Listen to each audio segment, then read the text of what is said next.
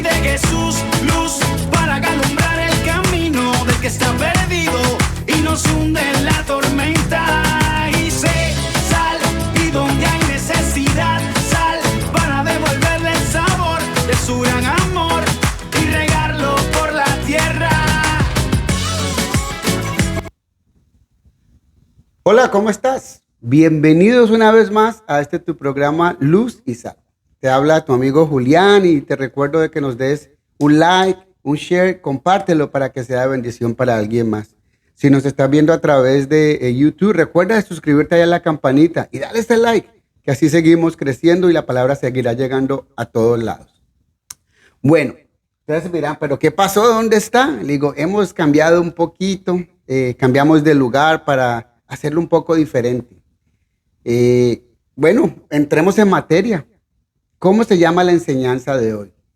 Su gracia nos basta. Así es, su gracia nos basta. Y hoy quiero hablarles de un tema que muchas veces nos roba la paz. Así es, miren, a veces tenemos problemas, tenemos dificultades y por más que nosotros tratemos y tratemos, las cosas a veces no nos salen bien. A veces estamos tan acostumbrados a orar en nuestras fuerzas y disfrutar de nuestros logros que se nos olvida que quien permite que todo eso suceda es Dios. Por un lado los logros, por otro lado a veces nos sentimos como que ¿qué pasa? Las cosas no nos salen, pero Dios en todo está. Él está en control de todo. Así que cuando las cosas no nos salen, nosotros nos frustramos, pues nos llenamos de preocupación. A veces nos llenamos hasta de temor. Pero Dios es experto en darnos un refrigerio en esos momentos. Él suele inclusive ponernos polo a tierra cuando nosotros nos salimos del eje, del camino, ya sea por las preocupaciones del día a día o por nuestro propio orgullo. Así es, dije orgullo y ahorita les voy a explicar por qué. Hay una historia en la Biblia que nos relata algo parecido o algo que tenga que ver con el tema del cual vamos a hablar hoy. Y quiero enfocarme en el capítulo 2 en el capítulo 12, en Segunda de Corintios.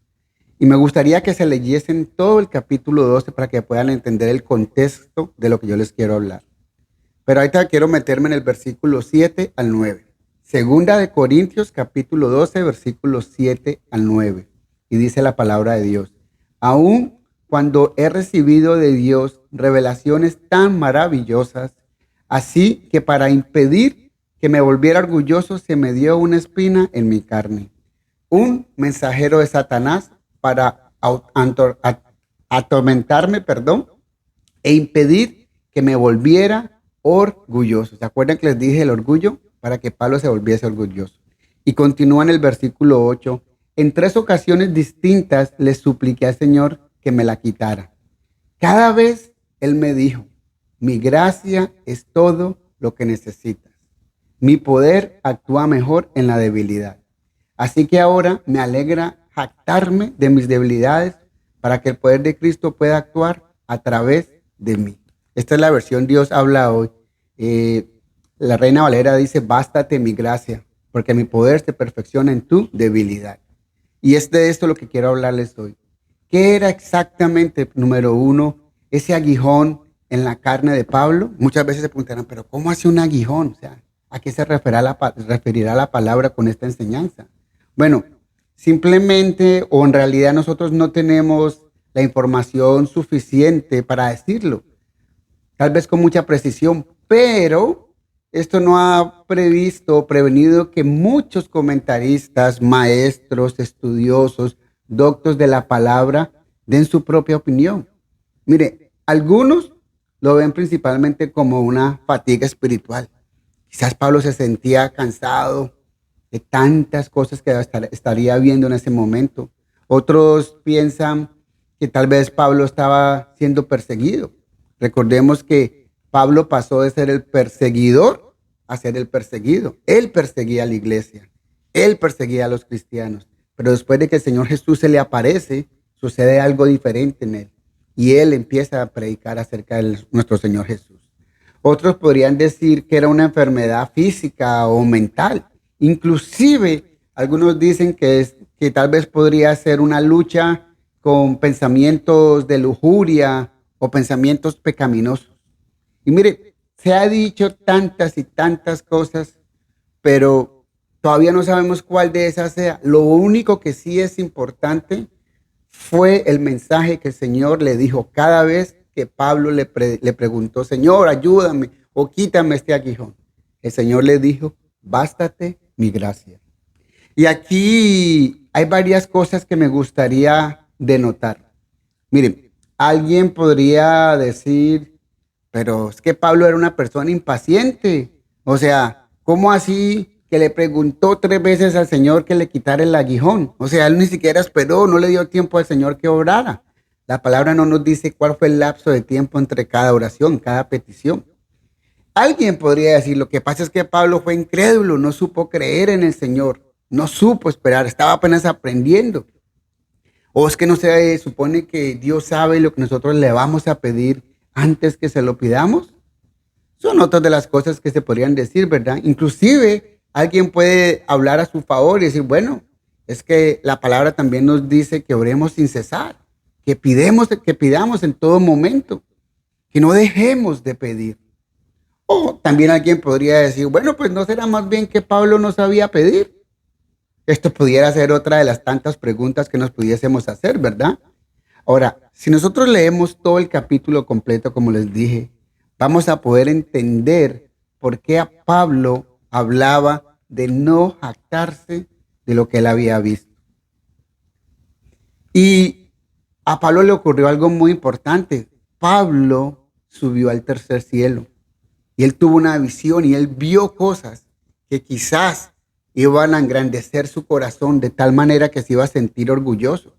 De pronto se iba a sentir la última Coca-Cola del desierto. Iba a llegar a decir, es que yo estuve en un lugar donde ustedes jamás estarán. Es que lo que yo he visto ustedes nunca lo verán. Es que yo fui el escogido para ver. ¿Quién sabe?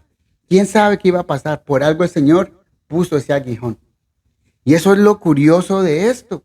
Eso es lo que nos pone como a pensar, ¿verdad? Que Dios envíe un emisario de Satanás para que lo pusiera en cintura. O sea, ese aguijón en la carne. Algo así como decir hoy en día un polvo a tierra, a wake up call, como se puede decir. Pero, ¿qué le contesta el Señor cada vez que Pablo le pide? Mi hijito, bástate mi gracia. Así es, su gracia. Aquella que se perfecciona en nuestra debilidad, en nuestra desesperación cuando las cosas no nos salen como nosotros queremos, cuando nos salen mal, cuando quizás llevamos orando y orando y orando por algo y vemos que aún hay cosas en nosotros que todavía no podemos vencer. Quizás decimos, Señor, tú sabes la clase de persona que yo era, todo lo que viví, como yo era antes, Señor, y tú has ganado tantas cosas, pero Señor, aún tengo estas luchas. Ayúdame a vencer estas luchas, Señor, quítame estas luchas. Y el Señor nos dice, bástate mi gracia. Así de sencillo. Pero tú dirás, bueno, pero espérame, ¿cómo así su gracia? Explícame esa parte porque es que no entiendo, ¿cómo así la gracia? Bueno, la gracia significa que Dios se agrada de nosotros, que Él tiene su favor dispuesto hacia nosotros y que tenemos su aprobación y su promesa de cuidarnos. ¿Y cuándo hacemos esto? Bueno, cuando nosotros pecamos, cuando nosotros fallamos. Y esto no nos coloca fuera del alcance de la gracia de Dios, ya que la gracia nos es dada libremente a través de Cristo Jesús. Ha sido gratuita. Así que si nosotros nos tropezamos, si nosotros nos equivocamos, no quiere decir que el Señor va a decir, se acabó la gracia para contigo, Julián, tú te equivocaste. No, el Señor sabe que nos vamos a equivocar. El Señor sabe que vamos a cometer errores. La palabra lo dice, 7 veces cae el justo, 7 veces lo levantará. Lo que el Señor quiere ver es que tengamos un corazón deseoso de cambiar, con ese anhelo de cambiar, de ser diferentes, ¿verdad? Que vengamos a un arrepentimiento genuino. Déjenme, les explico un poquito más acerca de esto. Mire, cuando nosotros venimos a Dios por fe, por medio de la sangre de nuestro Señor Jesucristo, su gracia siempre está lista para satisfacer y ministrarnos en nuestras insuficiencias, en nuestras faltas, en nuestras debilidades, en nuestras inseguridades, en nuestras necesidades, en esos temores, en esas peticiones que hacemos de noche, de día, clamándole al Señor, pidiéndole. Ahí está la gracia de Dios. Y recordemos, como les dije ahorita, somos salvos por gracia. Y es su gracia quien nos mantiene con la esperanza bendita de la vida eterna. Y ahora, con esto, por supuesto, no significa que podemos andar de pecado en pecado, ¿verdad? Viviendo una vida loca, desordenada, porque no es así. No podemos pensar que entonces salvos, siempre salvos y vamos a hacer locuras de ahora en adelante. Eso no es lo que nos pide el Señor. Él nos pide que cambiemos nuestra manera de vivir, que nos arrepintamos de nuestros pecados.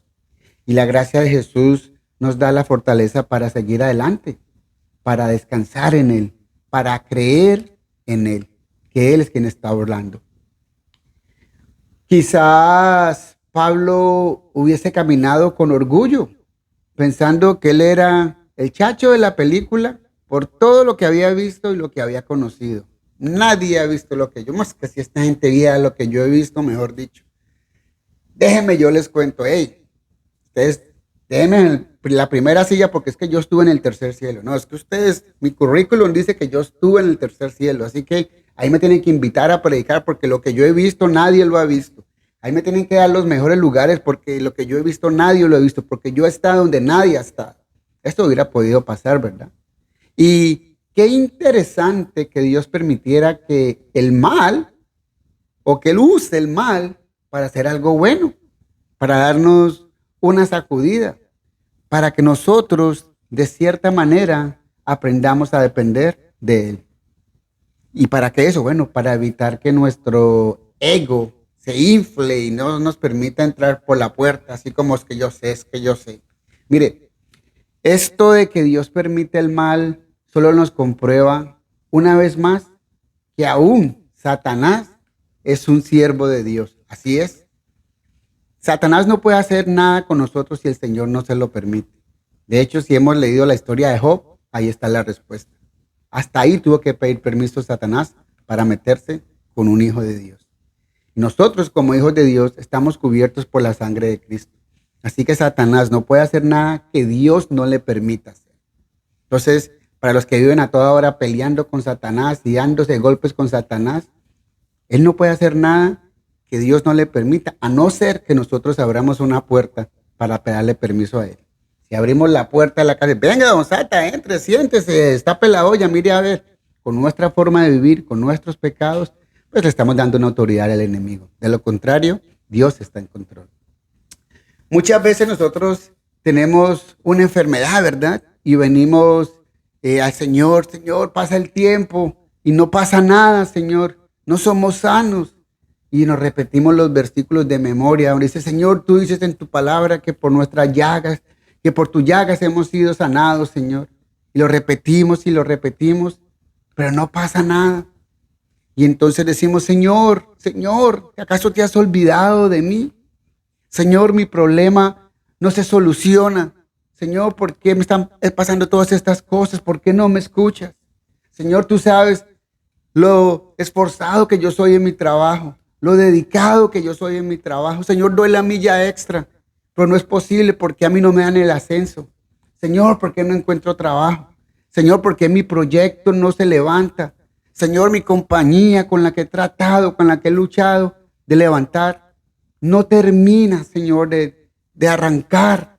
¿Qué es lo que está pasando, Señor? Señor, ¿qué es lo que sucede?